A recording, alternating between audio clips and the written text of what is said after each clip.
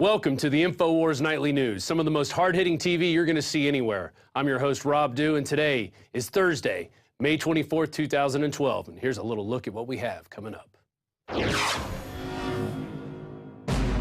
Tonight, Rob Dew speaks with Norman Horn of Stop Austin Scanners about the fact that airport scanners don't even work and pose a risk to public health. Plus, Facebook sued and investigated how an IPO promoted to save the stock market was simply another insider scam. Then, vaccinations cause a mass exodus from Texas colleges. All that and more up next on the Infowars Nightly News.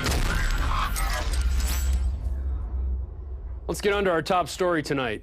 Did you get zuckered out there? Did you cash in on the bonanza, the so-called bonanza that was flamed by the media, that was the Facebook IPO?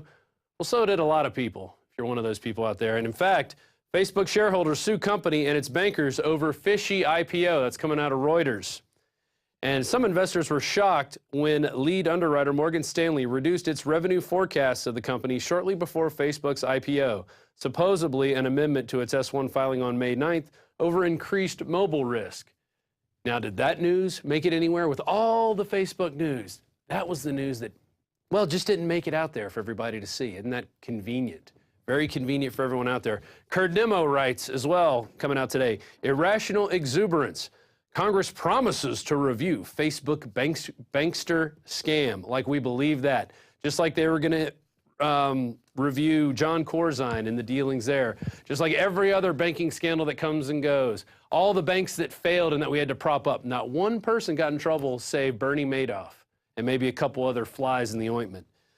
Insiders paid only 1.1% of the $38 offering price, remarkably low for an initial public offering, thanks to an underwriting discount arranged by Morgan Stanley. Facebook insiders who sold the offering not only got a high price for their shares, they got to keep an extraordinarily large portion of the proceeds, writes Alan Sloan. And so Kurt was linking to that in his article, which you can check out on Infowars.com. Irrational exuberance, Congress promises to review Facebook bankster scam. And Aaron Dykes and I worked a long time on that piece that he did a lot of work on, and I encouraged him. He said, you know, I think it looks like a pump and dump. And I said, you know what? It probably is a pump and dump. Let's go with it. We came out with that report where he was standing in front of the Facebook graphic, and, you know, we put that up in many different forms on the internet, but we're going to, I think, replay that again on Monday, just so everybody can see that, you know, we're out there, we're watching the stuff, and we're watching the news, and we're reporting on the news that people aren't going to report on, especially the mainstream media. Moving on to another zuckered, I guess. It's the people who believe, oh, there he is, our newest action villain, Osama bin Laden. Black Op Down, Hollywood jazzes up fake Osama raid for the children. That's by Saman Mohammadi, who's one of our contributors here. And here's a good quote. Judicial Watch has also sued the White House seeking documents showing the administration's collaboration with Hollywood filmmakers of the including Hurt Locker director Catherine Bigelow and screenwriter Mark Boyle, who have been planning a big-budget studio film from Sony recounting the raid that killed bin Laden and oh so coincidentally scheduled for release in October 2012, just before the election. So we have our war hero president up there who's ordering the raid, and he's in that danger room photo. Oh, wait, that wasn't the Situation Room. That was all fake. That was just like a studio, just like a Hollywood production. But, you know, we believed it. We believed in our president who's there to help us and with hope and change.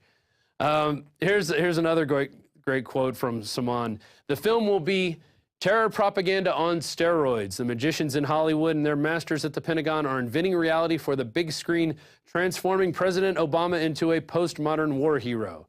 After the movie, people will go away thinking not that the raid never happened, but even more brainwashed into buying the official story of bin Laden's death.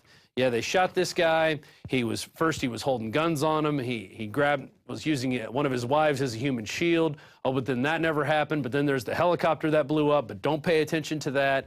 Then we took his body and quickly flew it by helicopter over the sea and dumped it in there in a coffin in an unmarked area. No one's ever going to find it, although there's a treasure hunter out there looking for it who's now afraid of his life, that he may be singled out by the Obama administration, maybe for one of those drone attacks.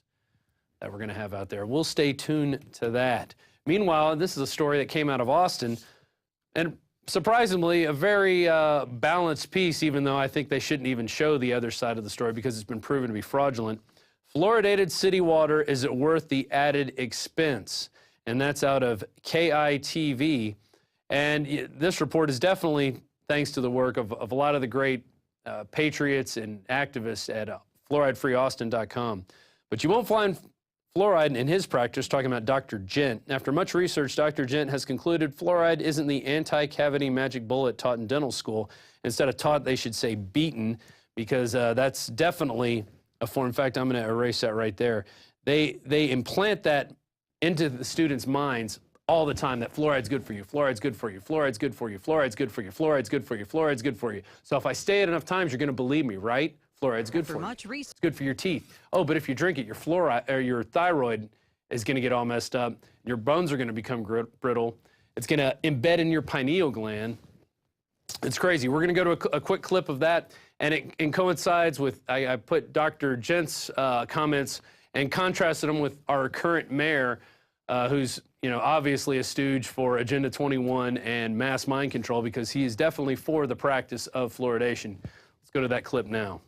After much research, Dr. Gent has concluded fluoride is not the anti-cavity magic bullet taught in dental school. In fact, he believes it's bad for you. It is a byproduct of fertilizer production, and it's contaminated with arsenic, lead, all sorts of bad stuff. And we put that in our water with the idea that it does reduce tooth decay. A lot of people, including, I have to say, my dentist believes that it's a very good thing to have fluoride in the water, and it's been a major factor in reducing tooth decay in children, especially. It's a drug. It's being put in our water to act as a drug, but it's never gone through the proper FDA approval process to ensure that it is safe and effective. So we have a educated professional and then an ignorant public servant, each showing you their side of the story. Now, I'm going to show you a clip here. This is 20 minutes of an over-hour piece we did with Dr. Connett, who's here in this studio. He's been here several times. He's spoken to that particular mayor and city council in Austin, telling them that this is an arcane practice. This is the equivalent of flat earth belief in water fluoridation. I don't care what the CDC says. They're paid off. Okay, the FDA has not approved this as a food byproduct. They haven't approved it, and they never will, because they know it causes cancer. They know there's all kinds of problems associated with it. But through this weird loophole, we're getting it in our water every day here in Austin, Texas. So we're going to roll that Dr. Connett piece, and please show this to your uneducated, your dumbed down, your sleepy zombie friends, and maybe you can wake a few of them up. Let's roll the clip. I think the most important thing to recognize about fluoride is that it's extremely toxic. It is very active biologically, interfering with many basic biochemical processes, enzymes, G proteins, hydrogen bonds, and so on. So it shouldn't surprise us that there's a wide range of health effects that are attributed to fluoride. But the bottom line is that fluoride is extremely active biologically, that the first opponents of fluoridation going back to the 1950s were biochemists, including scientists like James Sumner, who won a Nobel Prize for enzyme chemistry. And incidentally, there is no doubt that fluoride damages health, because millions of people in India, China, and parts of Africa have had their health ruined by fluoride. The people have been crippled by fluoride and many other health effects. The argument, as far as fluoridation is concerned, is there an adequate margin of safety between the doses which cause this known harm, and incidentally documented in this report by the National Research Council, published in 2006. Here, a fairly independent, balanced panel looked at the literature for 3 years, and in this 507-page report and 1,100 references indicated that the EPA safe drinking water standard for fluoridation, for fluoride, is 4 parts per million. It's not safe, it's not protective of health, and needs to be lowered. But before I get into the health effects, let me explain my first concern, which remains my top concern. The level of fluoride in mother's milk, mother's breast milk, baby's first meal, is extremely low. It's 0.004 parts per million. That means a bottle-fed baby in a fluoridated community in the United States, where we fluoridate the water at 1 part per million, is getting 250 times higher dose of fluoride than a breastfed baby. And that is extremely disturbing. This is a hazardous waste. No question about it. It's not only hexafluorosilicic acid, but it's a lot of crap that Neil was talking about. It's got lead and arsenic and mercury and radioactive isotopes, maybe trace amounts. They can't dump that into the sea by international law. They can't dump it locally because it's too concentrated. But wait for it. If someone buys it from them, you take away the label hazardous waste, and it becomes a product. It becomes a product. And who's going to buy this stuff from them? Oh, our water departments. So the water departments buy this hazardous waste, it becomes a product, and now they put it in our drinking water. And now, let me go through the list of health concerns. Some of them are more certain than others. Let me begin with the certain one. Dental fluorosis. Fluoride causes a discoloration, mottling of the tooth enamel.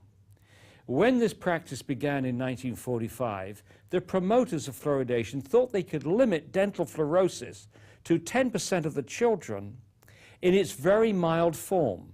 And the very mild form has little specks of white, opaque patches on the cusp of the teeth, up to 25%. And they thought that only dentists would notice this, and was an acceptable trade-off with what they thought would be a lowering of tooth decay. Well, in November of 2010, the Center for Disease Control told us that children aged 12 to 15 in the United States, 41% of them now have dental fluorosis.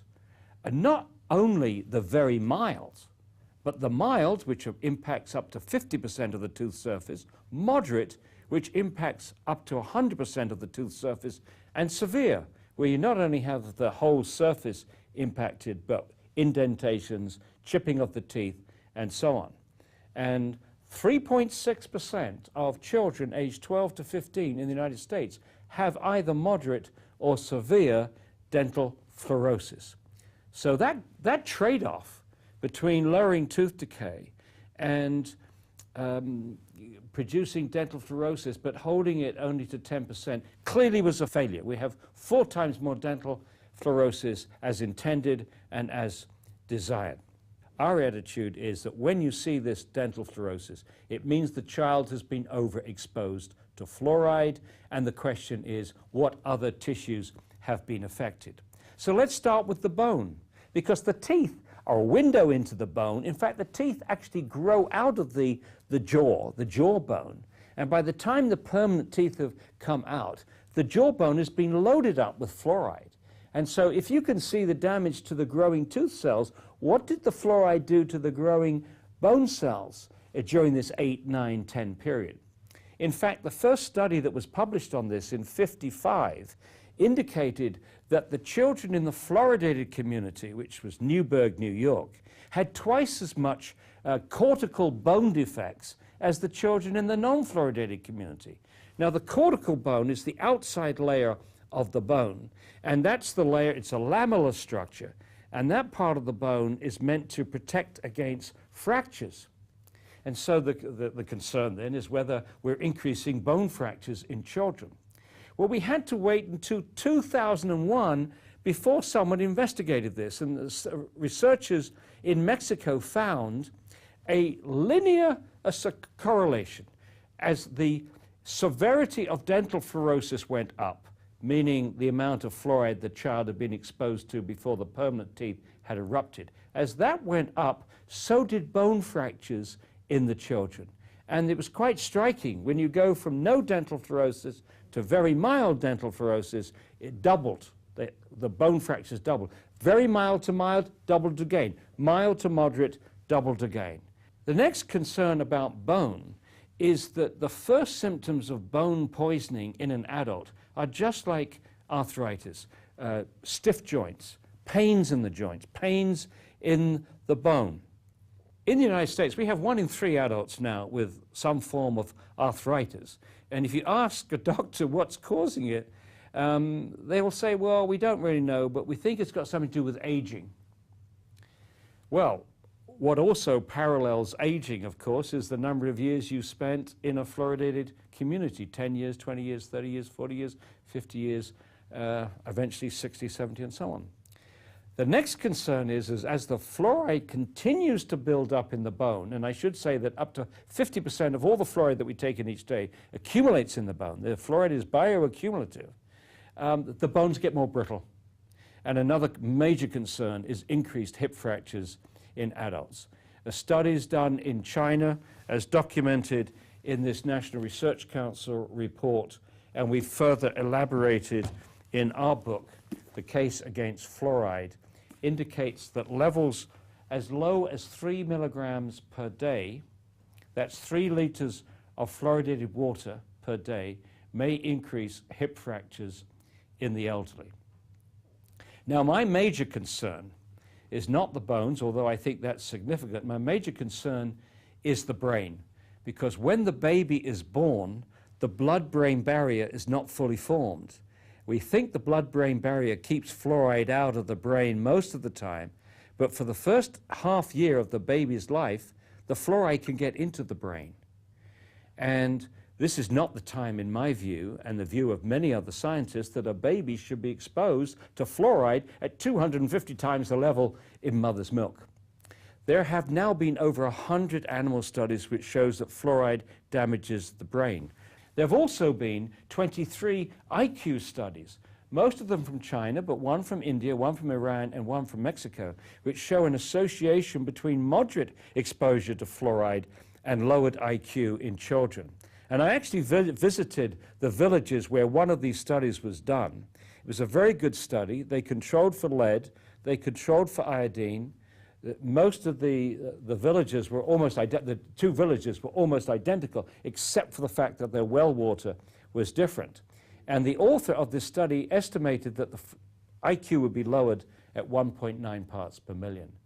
And that offers no adequate margin of safety for children drinking water at 1 parts per million when you consider the massive range of sensitivity to any toxic effect, and the fact that once you put fluoride in the water, you can't control the dose. Another concern, which many of us have had for many years, is fluoride's impact on the thyroid gland.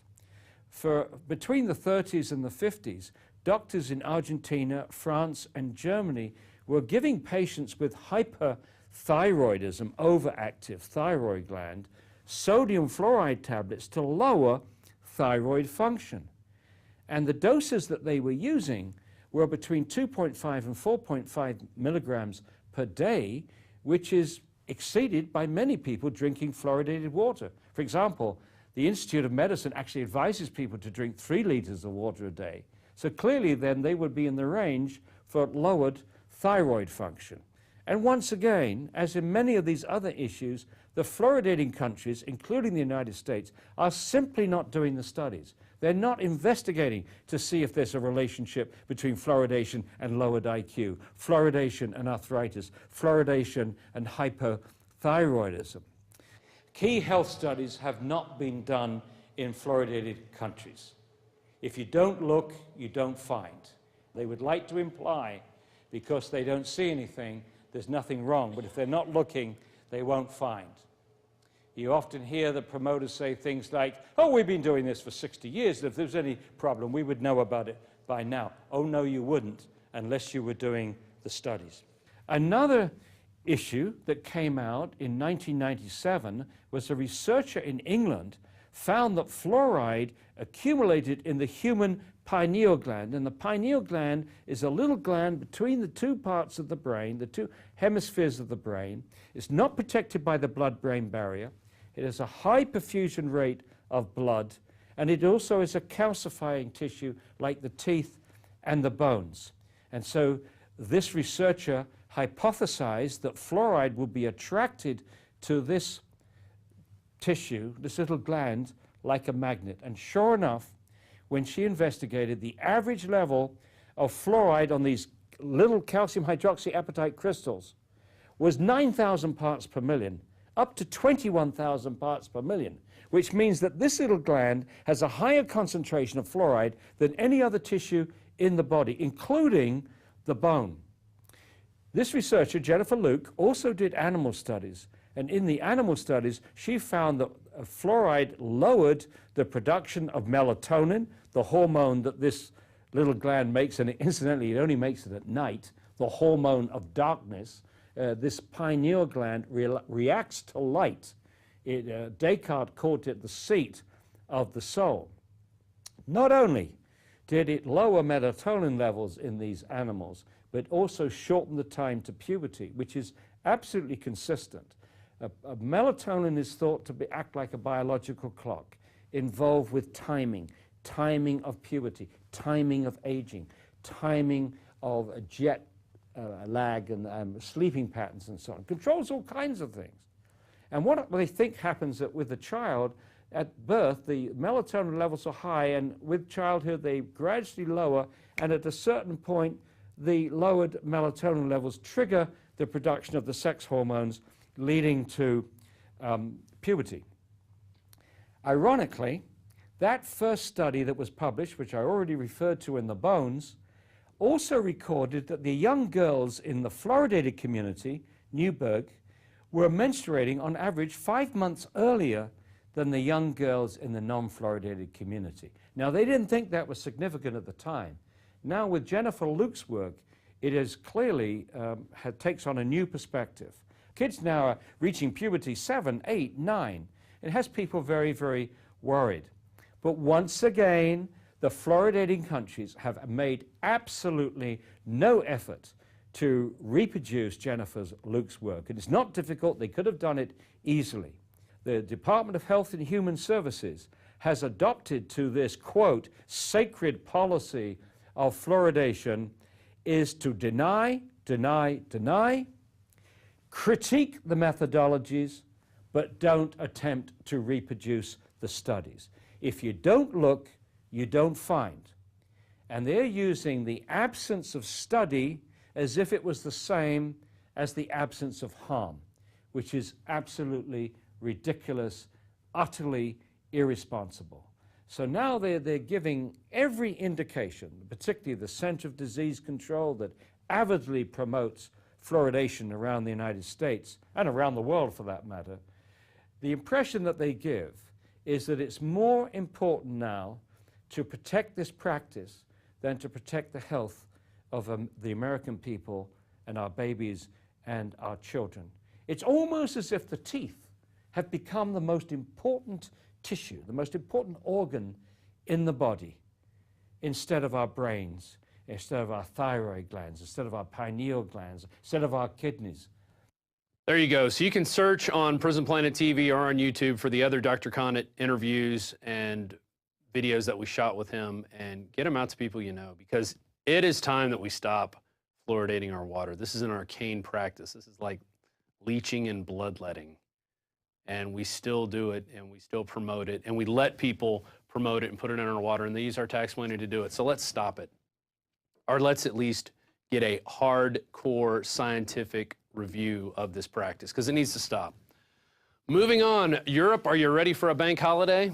We got Bilderberg members and former Bilderberg members calling for a bank holiday. In an article for the Financial Times entitled, "We Must Break Up the Failing Euro," former Bilderberg attendee Sir Martin Jacom concedes that all efforts to rescue the euro have been in vain, calling for all 17 members to decide at once to revert to national currencies.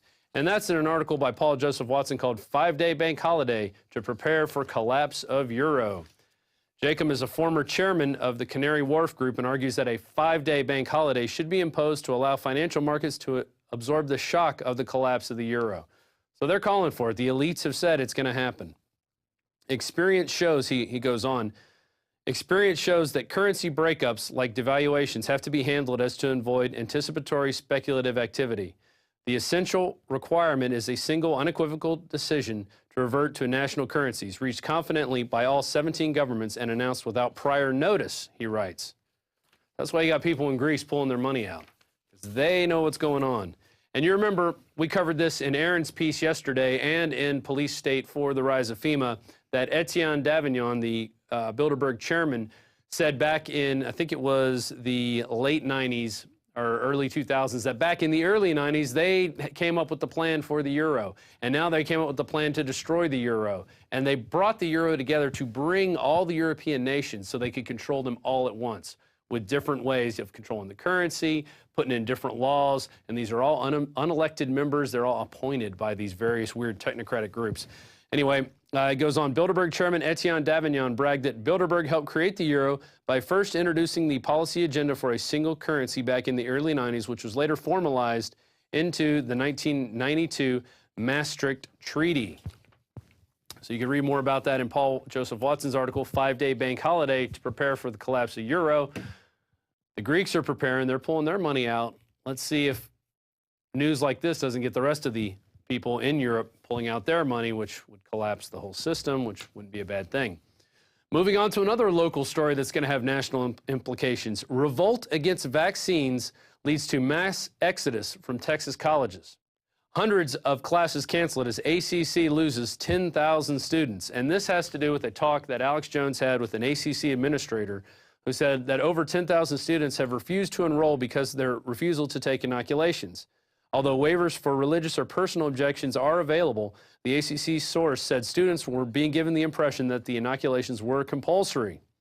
This has led to a staggering 15% decline in students enrolling since January and forced ACC to cancel 500 classes over the next semester alone. This is out of this world, and I love it. I love seeing young people who are getting awake to the truth that they don't need to be taking vaccines.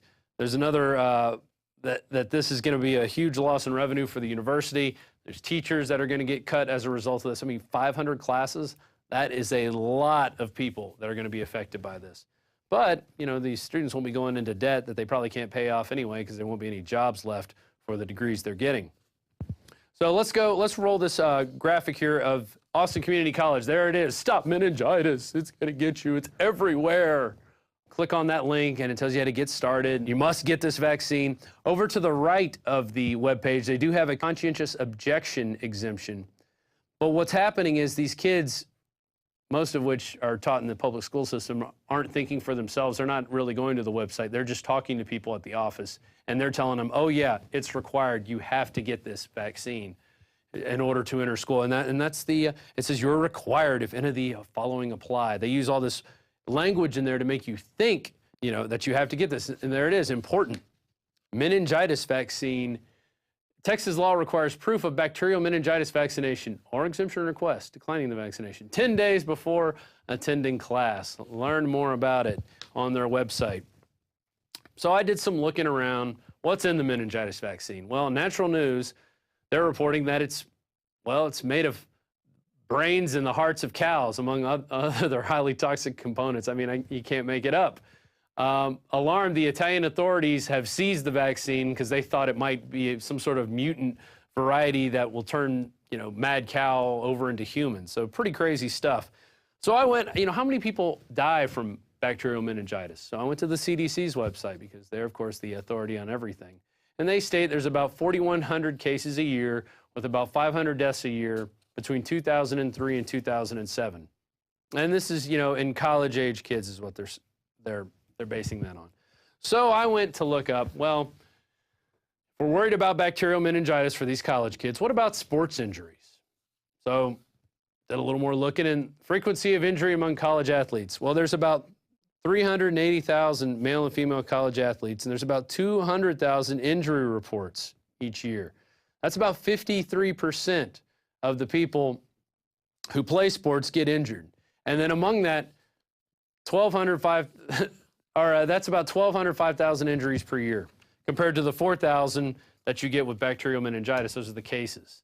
So maybe we should be banning or having people getting vaccinations against sports injuries. I bet Merck can come up with a vaccination for sports injuries. So there you go, Merck. I gave you a great idea. Let's come up with a vaccine for injured athletic students. And, you know, you could, 53% of all the athletes out there. That's a big market.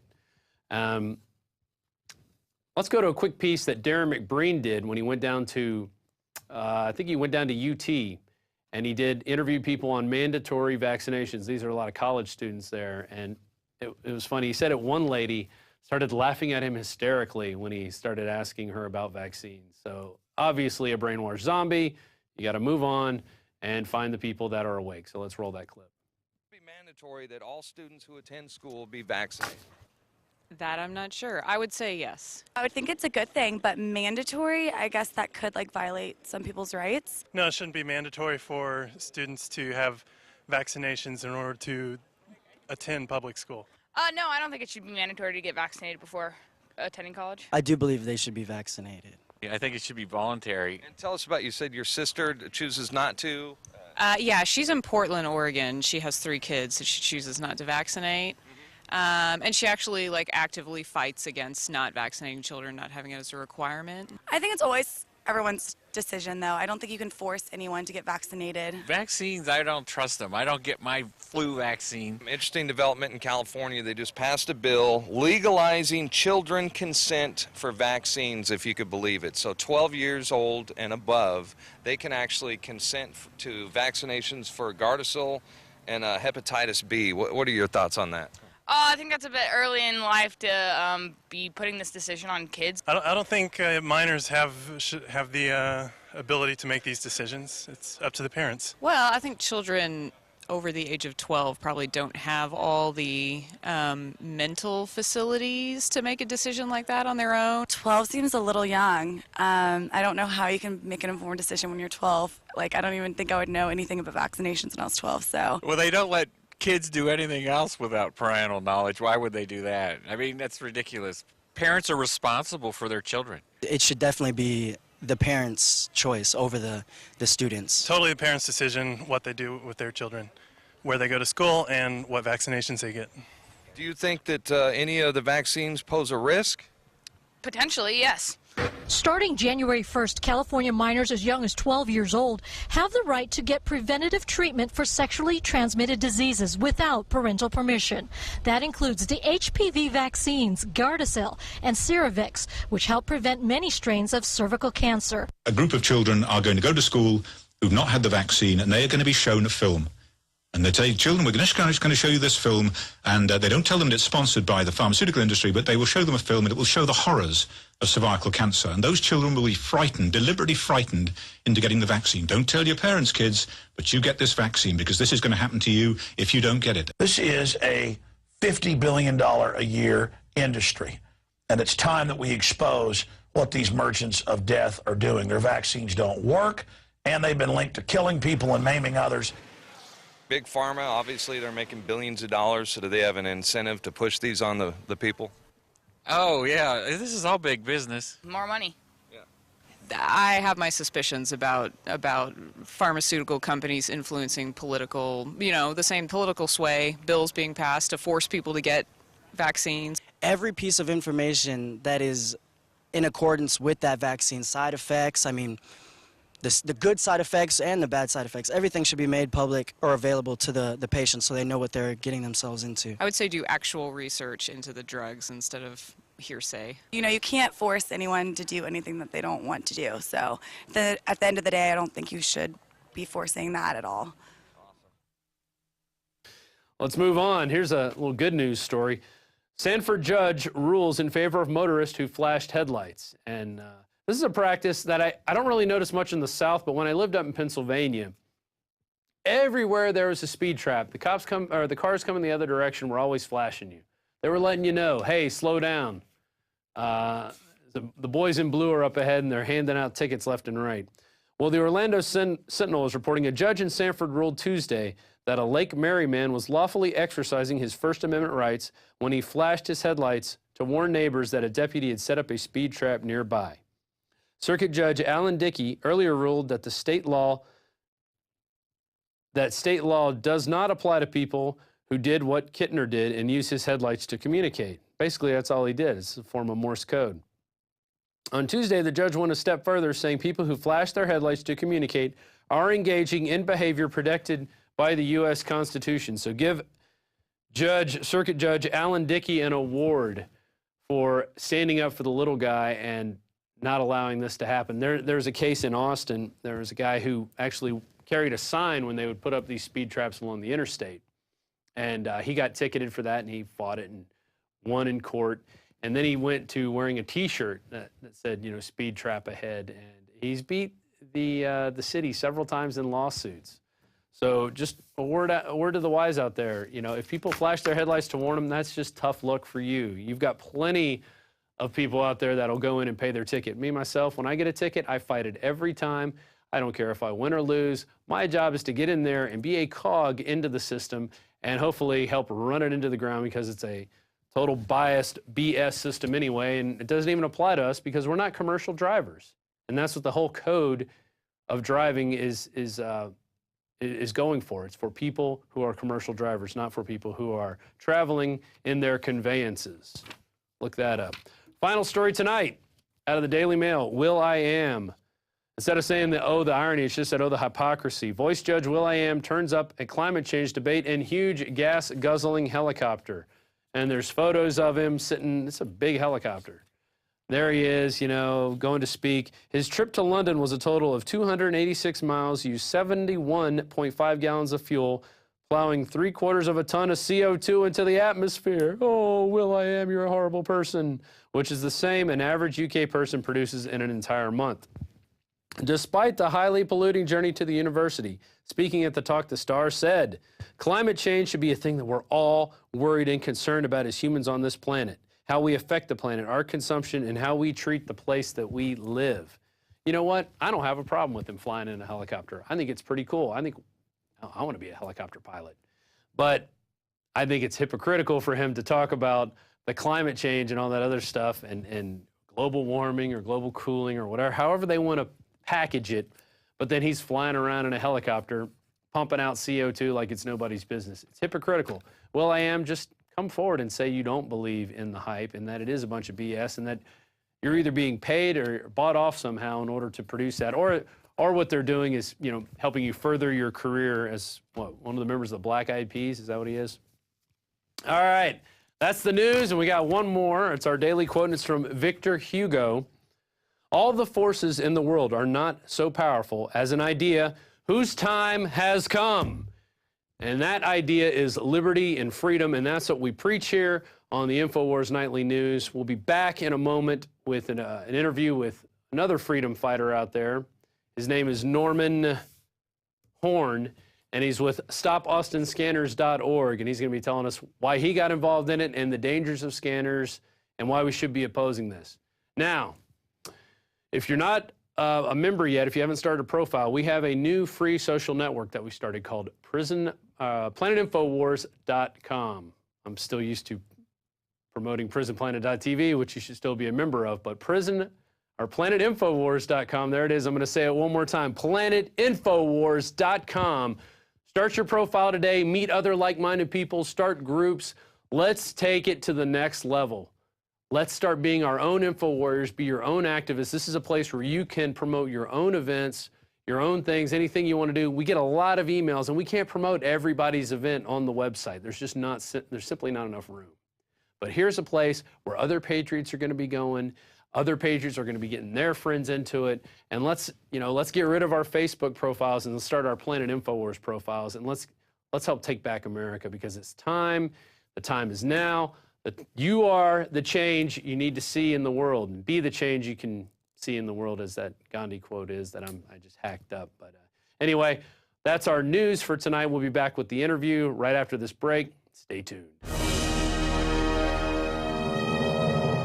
Have you been to InfoWarsShop.com lately? Express your inner patriot with these brand new InfoWars t-shirts. Say it loud with the InfoWars Bullhorn shirt, or educate the sheeple with the Bill of Rights shirt. Grope the public's mind with the TSA shirt. And with this shirt, you can let the dark side know of the Rebel Alliance's power. All available at InfoWarsShop.com. For more than 6 years, I've talked on the air about creating a social network. PlanetInfoWars.com is in its beta phase. We're just launching it. And I want to invite all of you out there to be in on the ground level. Planet Infowars is about people coming together, forming activist organizations, getting involved politically, hunting and fishing, gardening, dating. This is a place for people who love freedom to meet and to talk and to write and to post information. And I give you this pledge. We are not going to spy on you and sell your data to the New World Order. PlanetInfowars.com is free, so people who love freedom can get together, connect with people who are awake and know what we're facing. Be active, organize, take action, go viral, create, contribute, resist, because resistance is victory. You are victory. It's waiting for you to breathe power into it. PlanetInfowars.com. Sick of the globalist eugenicist control freaks adding poison to your water and laughing as you get sick and die? Start purifying your water with ProPure. My friends, I've done a lot of research, and the best gravity filter out there, bar none, is ProPure. And it's available discounted at Infowars.com. Its filters are silver impregnated to prevent bacterial growth. There's no priming required. It's NSF 42 certified. Optional fluoride filters can reduce fluoride up to 95%. Easy to set up and use. Doesn't require electricity. Purify water from lakes, streams, ponds, and wells. This filter system leaves in beneficial minerals, which is key. Save money by not buying bottled water and avoid BPA that leaches from the plastic. ProPure is the best gravity-fed filter out there. It's what my family uses. Infowars.com already has the lowest price on ProPure. But if you add the promo code WATER at checkout, you get an additional 10% off at Infowars.com. You can also call to order 888-253-3139. We are back on one of the most hard-hitting news programs in America. It's Infowars Nightly News. I'm your host, Rob Dew. Very happy to be here, spreading the word about liberty and freedom to all the people out there. Don't forget, we got our beta test of Planet Infowars. And this is the interview portion of our show. And we have with us, not in studio, but via Skype, Norman Horn. He's a chemical engineer, and he has a PhD in chemical engineering from the University of Texas. And he was just another guy like you and me out there. He got fed up with these body scanners. He started StopAustinScanners.org, and he is with us via Skype. Norman, how are you doing today? Doing great. How are you doing, sir? I am always feeling good when I'm fighting tyranny in the New World Order. So tell us about Stop Austin Scanners. Why did you start it, and why should people even be concerned about these scanners for the people who've been under a rock for the last year and a half, 2 years that we've been fighting this? Well, Stop Austin Scanners was a project of a few friends of mine and I back when we began to start up this whole legislative effort to try and take on the TSA in the state of Texas. And early on in, I guess you would say, late 2010, after David Simpson was elected, there was some talk about what we might be able to do in order to, just take on the TSA and see if we could get these scanners and pat-downs just removed from our airports here. And so once David entered into the legislature, we filed these bills. Stop Austin Scanners was kind of part of the background of that, and it became a tool with which we could use. We could inform people about the various health hazards that these scanners pose, why they were also an invasion of privacy and were unconstitutional, and then also give people a means of taking action to affect their legislators from a local level. And it was a very successful project during its heyday. In fact, David Simpson once said that he felt that it was probably one of the biggest reasons why the bills gained so much support in the legislature so quickly for someone who really was, a freshman representative at the time. And we can talk about how we did that in the future. I guess I should just mention that part of the reason it was so successful, what sort of things we allow you to do with that website in order to take action. Well, we created a system whereby you could email in one fell swoop every single representative and every senator, the lieutenant governor, the governor, and all their transportation aides, all in one fell swoop. It took you one email basically to get to everybody. That's and the you power. could submit that through our site, and we sent over 30,000 emails to various people in the state legislature over the course of just a few months. Wow, that is the power of the people's internet when they decide to take action. I like that. I like that a lot. So, why should people be concerned about these scanners? I know there's two different types. I've been studying this issue since the underwear bomber incident when they started pushing this stuff. Yeah, and sure. that I put in a film that I co-directed with Alex called Police State 4, The Rise of Tyranny. And we documented that case was a false flag from top to bottom, and that it was only put there, and that guy was put on the plane in order to cause this to happen, to create the public pressure to bring in body scanners, to make people have the appearance of safety. But let's go into some of the dangers of these. Tell us about the two different types of scanners. Sure. Well, yeah, there are two different types of scanners. They use two different types of technology. The first type is what uses what you'd call ionizing radiation in order to basically bounce light off your body in order to create this image. And both of them do that, but in different types of ways. The first one, again, it uses ionizing radiation, and that is X-rays. The X-ray machine is built by L3 Communications, and it's an interesting device in and of itself because as opposed to traditional X-ray machines, which use hard X-rays in order to image your bones, so the different densities of your body tissues cause either the rays to be reflected in different ways, and so where rays are not hitting the film, you get an image of your bone structure, things like that, or other hard type substances in your body. It typically passes through tissues otherwise. Now, there's a big difference between what you would do in, say, your doctor's office when you get an X-ray of your bones or of an external structure that's been lodged in your body or something like that, versus what they're using in these scanners on the airports. Instead of using hard X-rays, most of which pass through your body, and a few are reflected off the bones, which is what creates that image, or the lack of those rays is what helps create that image. Soft X-rays only penetrate very, and into a very thin region of your external tissues. Now, as a result of this, even though the energies of those X-rays are close to the same as what you get in a doctor's office, because they don't penetrate very far and they're mostly bouncing, all of them, in fact, are not passing through you. They're actually mostly bouncing off you. You have a much greater risk of exposure and absorbance of those X-rays. So what this is, they say, oh, well, it's like getting one normal X-ray from a doctor's office. It's really not. It actually could potentially be a lot worse. Mm-hmm. And the fact is that they really haven't studied what the long-term effects of these types of X-rays would be. The DHS has really been sketchy and evasive on what sorts of studies they have done, and the things they even do talk about, they're not very representative of what actually is happening.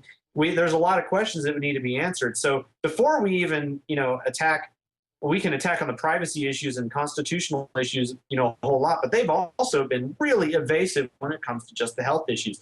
And that's just for the X-ray scanners. Right. Now, the other type of scanners, which is made by Rapiscan, which I think is kind of ironic, rape scan. But anyway, they make a different type of scanner that's primarily based on radio waves and terahertz waves. So all of these types of waves are light. They're all part of the electromagnetic spectrum, but they're in different regions. These radio waves are actually really in the microwave region. They're kind of boundary. They're kind of in that boundary area where you define, okay, that's radio, that's microwave. It's kind of in between right there. The terahertz waves are another story. Now, radio waves themselves, they're kind of there's not a whole lot of information out there to really understand what are the long-term effects of those. But what really should be concerning about that are those terahertz waves. There is evidence in the scientific literature that suggests that terahertz waves have the ability to cause resonance in strands of DNA and can basically shatter it, much like a singer who has a very powerful voice can sing a really high note and shatter a piece of glass in front of them, like a glass that which you might hold water in or something like that. Right. And I believe you're referencing an MIT study that came out in, I believe, 2008 or 9, because I read that same study, and they said, it's the resonant effects of these terahertz waves are unknown, but that they could actually resonate with the DNA, causing it to unzip and mutate, essentially. So, what MIT showed was through some complex theoretical measurements. They said there is potential here for really weird stuff to happen. And what was really concerning is that the government basically circumvented all the safeguards that were in place by OSHA and the like in order to prevent those sorts of things from entering into the public square without proper vetting. And so it may be that it is potentially harmless. I doubt it. I can't imagine why there are too many things going on here for me to be really confident in their health and safety. But even if they were, there would be other issues involved. But the fact is that they have been evasive. They have lied. They have not been upfront about the issues that they have studied. The things that they have done have not been representative of real concrete studies that give us real data. And they're foisting this upon us in a way that is completely uncomfortable and abridges all of our fundamental rights from the Fourth Amendment to be secure in our person from search and seizure. So there's a lot of health issues. There's a lot of privacy issues and constitutional issues. Besides the fact that everybody who I know of, well, I shouldn't say that may be a bit extreme to say, but there are a lot of independent sources who've said that these scanners wouldn't have prevented the underwear bomber. So even the reason why they wanted to implement these in the first place was, that wouldn't have caught him. Some experts in security fields from other countries have said, we're not going to use this. It's not reliable. A lot of Germany has completely rejected them. In fact, there's 13 other countries that have said, we are not going to use these scanners because we don't think they're reliable, including Germany and Israel and a number of other places. So there's not even really a good security reason to be using them anyway. Right. So why are they being used? It's a good question. I would say that it's still an open debate there, but I mean, there's a lot of issues. I would say follow the money. I think there's probably a lot of graft going on. There's a lot of corruption. It certainly is enriching the pockets of L3 and Rapiscan, and it's an awful thing that this is what we're now getting to with our abridging of our constitutional rights here in this country. Right. These things have not been vetted properly. There's definitely payoffs being made. We all know Chertoff has connections with these things, and he was out there promoting them day one. We need these scanners. We need these scanners. They were kind of on the back burner because people didn't think we really needed them. We've seen John Corbett, who sewed a pocket into the side of his shirt and got a little metal plate through. So these things aren't. I mean, a guy with simple home ec skills can defeat these so-called security systems. Right. And on top of that, you have to deal with the TSA goons who, if you don't want to go through their microwave scanners, then they want to put their hands all over your body, which is a whole nother gross violation. And it's disgusting. And they're attacking the portion of our population who's actually helping the economy, the people who travel on vacation, the people who travel for work. What you're going to see is less of this. We've already seen it. We've seen, American Airlines is about to file for bankruptcy. This has a lot of implications, and all this is paying off one small group of these, body scanner manufacturers. These guys are getting the money. Somebody's getting the payoffs, and now TSA wants more money. They want to actually go in. The Democrats want to double the travel fee. And this is all in the name of stopping Al-Qaeda, and it doesn't work. We all know it doesn't work. It's total horse manure. Yeah, and it's absolutely the case. And this has major economic ramifications for all of us. As you've already noted, airlines have been really hurting since they basically have ceded, especially in recent years, past 10 years, all security responsibilities over to the TSA. And the TSA is looking to expand, as you've already noted. They're not just looking for airports anymore. They're looking to go into bus stations. They're looking to go to train stations. And, by golly, I know in Tennessee, they're doing, X-ray scans of passing trucks. Instead of just getting a radar detector in order to set up speed traps, they're going to be scanning you from the road. And I mean, this is really out of line, and that is not a way for a country to treat its citizens. I mean, we are essentially, by walking through an airport, we are presumed guilty until proven innocent. All that's ridiculous unless you're post World War II East Germany, or you know, the USSR after World War II. That's how they treated their citizens. These are fundamental human rights. It's not just us. I mean, if the United States and you know is supposed to be an example of liberty, and we haven't been that for who knows how long at this point. But even if we were, this is not a good way of promoting our values, right? Right. If we're supposed to be a land where we're supposed to be free, if you're not secure in your person and from search and seizure that are unwarranted, that are not without probable cause, you know, this is a big problem, and I think people are really picking up on that. I mean, part of the reason that we really got involved heavily in Austin with David Simpson's legislation is that we kind of saw this convergence of multiple things at once.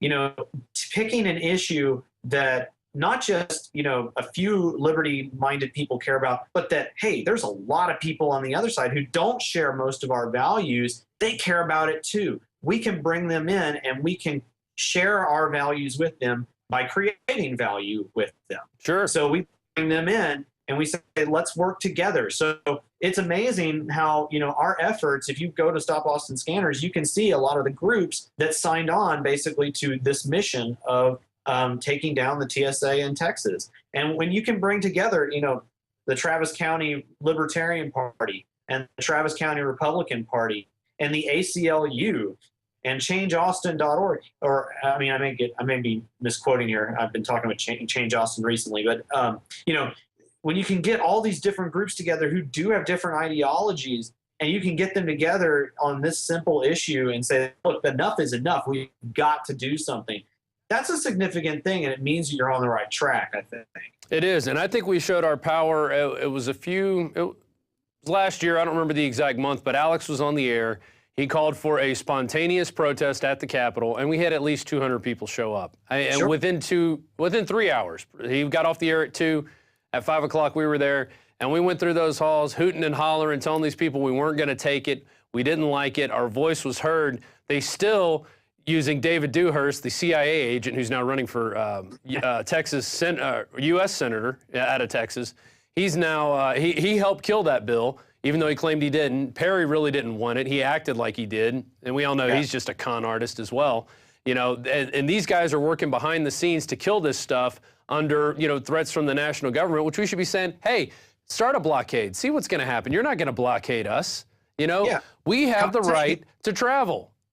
And you can't stop that. And we have to start, you know, asserting ourselves to these people to let them know that, you know, and it's happening. It's slowly happening. Rand Paul's starting a Stop the TSA movement, which is, you know, part of the body scanner thing. It's a whole nother issue of the groping. But it works hand in hand. They put those in there, I think, to try to see if they could go along with it. They're just trying to push it incrementally. Oh, here, you know, now we have to, you know, bring you in the back room and put on the rubber glove, because that's the only way that we can keep you safe from Al-Qaeda, is to make sure every part of you is clean. You know, you probably saw the South Park episode with the TSA. It was. Actually, I've heard about it, but I haven't watched it. I kind of want to. It sounds pretty ridiculous. Let me tell you, I don't watch a lot of South Park just because I don't have time. But that episode hit the nail on the head, the Toilet Security Administration. So, I mean, what's next in your fight? When are we going to see more legislation in Texas to combat these scanners? Yeah, that's a great question. I would, you know, kind of following up on what you were previously saying, like, what can you do now? Is actually pretty simple. You know, keep educating the people you know about the hazards of these systems. Try to get people to persuade them to not go through these systems. Opt out as much as you can. If you're going to travel and you're going to go through an airport, just opt out. It's for your own safety, believe me. And as best you can. I mean, I know it's really uncomfortable getting felt up by these morons, but you know, because they don't. I mean, it's ridiculous that they would do that. But when they do, you know, tell them things like, you know, I'm really sorry. Tell the TSA, just be nice to them at least. Some of them, you know, some of them really do dislike what they are doing. And I don't know. I think a lot of them like what they're doing. I think it's pretty. Well, I've been through that. It's true. But I've also definitely been, you know, I've seen people who really dislike what's going on. But make them feel a little nervous. Say things like, you know, I'm really sorry that you have to do that. This is what's required of you for this kind of job. Or say, I really pray to God that you get a new job as quickly as possible. Things that make them feel even more uncomfortable, and maybe they'll start thinking about what they're doing even more. Because, you know, look, if it comes from the ground up, things are going to happen. So that's the first thing. You know, make sure that if you travel, keep opting out, stay away from those scanners. They're not good for your body. As uncomfortable as it is to get felt up, it's better than, you know, the types of health risks that can be, you know, at your doorstep if you start going through the scanners too much. So the second thing is, you know, in Texas, we have very short legislative sessions and very short tenures for legislators. David Simpson is up for re-election in 2011. I mean, obviously, I'm sure you guys can't necessarily endorse him, but I can. And so I hope that if you're, you know, interested in these sorts of things, take a look at his campaign and see what you think. If you like what he stands for, then maybe consider helping him out. We're going to be trying, if he's reelected, to get this stuff back in motion. And I know that he's committed to bringing this forward in the legislature once again in 2013.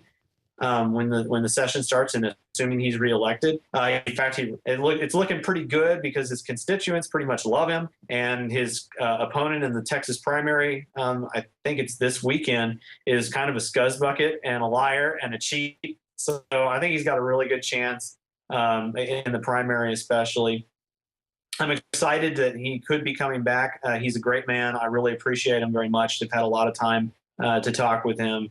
Supporting him is totally worthwhile. And then finally, just keep track of, you know, TSA watchdog sites like TSAtyranny.com, and then of course Stop Austin Scanners. Look for Rand Paul's ramping up of his campaign against the TSA. Although I would say the most important thing we can do at this point is going towards sort of nullification type efforts from the state level. I think that is a great way of fighting back against the feds. And on this issue, it may become, you know, I really think this could be a spark of something bigger for issues that are not the TSA. Obviously, the federal government has overextended its bounds in pretty much every possible way. And we who are liberty-minded have to always be looking for ways to unite people together in common issues and get people to realize that, you know, liberty is better than tyranny. Duh. And so stuff like the TSA can be a munition point for all sorts of different stuff. And so I just urge you, you know, if you're in Texas, get involved here with the efforts, pay attention to what's going on. You know, if we get David Simpson back, we're going to be, you know, it took us, think about it like this. You know, last session, it took a corrupt governor, a corrupt lieutenant governor, a corrupt speaker of the House, and the entire Department of Justice to shut us down. Right. We're going to come back, and we're going to be twice as strong. They're going to have to pull out all the stops next time. Mark my words, we're going to make them pay. Yeah, I totally agree. The time is now. This is a movement that anybody can get involved with, and it reaches everywhere. Everybody is affected by these things. So Norman Horn, StopAustinScanners.org. Thanks for joining us. You have a great day. Thank you, sir. It's great being with you. All right. And that's our show for today. Remember, you can get involved. You can do, you know, Norman was just a guy who got sick and tired of going through these scanners and looking at them and studied up on them and saw that the government wasn't telling the truth. We know that. They lie about everything. Anytime they tell you it's for your own good, they're lying to you. Just remember that. Just even if you don't think they're lying to you, just think, well, they're probably lying to me at this point. So keep that in mind. We launched Prison Planet, or PlanetInfowars.com this week. It's our social network. Get on there. I've got to get on and get my little, I don't even know what they call these things. What are they called when you join these activism sites? My little page, my profile. So I got to make my profile. I'll be on there and I'll be talking as much as I can. I am pretty busy running the news and other things here in the office, but I love doing it. I love being a part of the InfoWar, and please consider supporting us if you're watching this on YouTube. You can become a PrisonPlanet.tv member. One thing that I think is amazing is that we have an archive of every nightly news show we have done since September. We started this, and you could go back and watch any show. You could read about the description of the show. It tells you what's going on. I mean, look at that. It's just a treasure trove of information. So it's really good. That's a tool for you to use. You can do what you need with those. If you're a member, spread the word about the broadcast, spread the word about liberty. You know, if you see somebody doing something not liberty-minded, say, hey, man, think liberty-minded. What's going on here? Let's wake up. Let's stop being slaves. And that's all I have to say today. I will see you guys next time. I guess I'll see you on the flip side. This is Rob Dew for Infowars Nightly News. Good night.